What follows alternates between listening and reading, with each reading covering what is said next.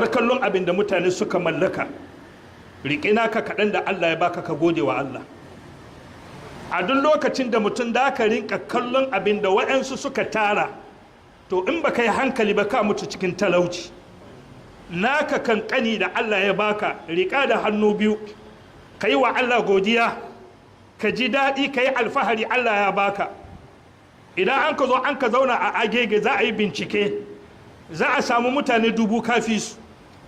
Ba amma yau saboda rashin kana'a da rashin yadda da gode wa Allah da abin da Allah ya mana, shi ya kawo muka zama muna darga, ya kawo muna cin amana, ya kawo muna damfaran haƙƙin bayin Allah, saboda kaɗan da Allah ya baka baka wadatu da wannan kaɗan ba. Shi yasa an ka ce wa izzuhu al-istighna'uhu 'anil nas, ka zamo mai daraja mai mutunci. Wallahi ka nisanci abin da mutanen duniya suka mallaka, ka zamo mai daraja mai mutunta kansa. Kaka bari saboda naira ka zubar da darajanka, ka zubar da mutuncinka, ka zubar da matsayinka. Kaka yadda.